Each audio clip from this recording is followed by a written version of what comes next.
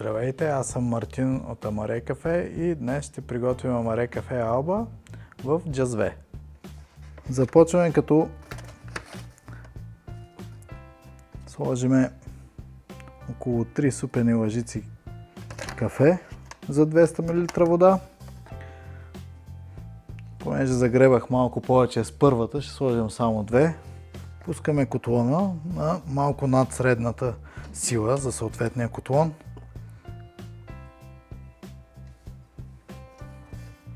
И оставяме кафето без вода да се запече, така да се казва. Докато се запича кафето, е хубаво да се разбърква от време на време, така че всички зранца вътре да получат равномерно запичане. В момента, който почне да пуше, може би виждате дима вече, добавяме водата с тайна температура, 200 мл в случая.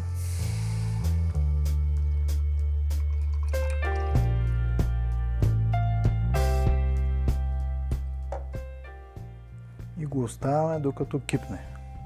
В момента, в който кипне кафето, ето виждаме, че кипна, го отместваме страни от огъня и го оставяме за 10 до 20 секунди да почине, след което го връщаме на огъня да кипне отново.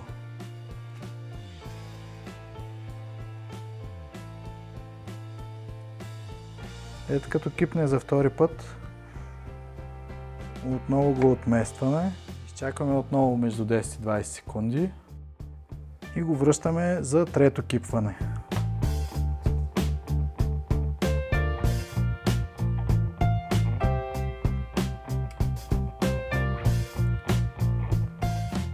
След като кипне за трети път, внимаваме да не изкипи, тъй като реакцията е доста бурна и може много лесно да изскочи.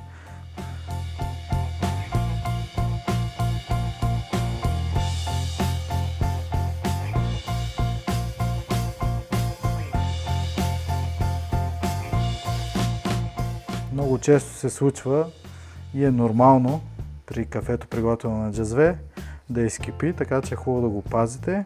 Оставя се още около минута да поври.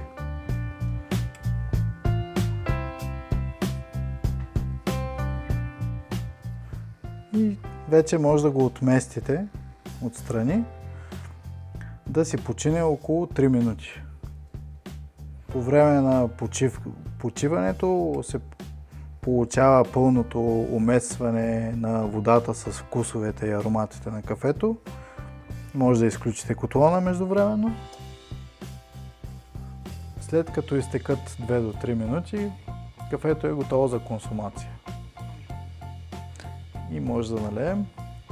Наливаме бавно, за да може минимално количество от самото кафе да влезе в чашата, макар че това е част от чара на кафето в джазве, че остават зранца кафе вътре, които се консумират заедно с кафето. Налива се бавно.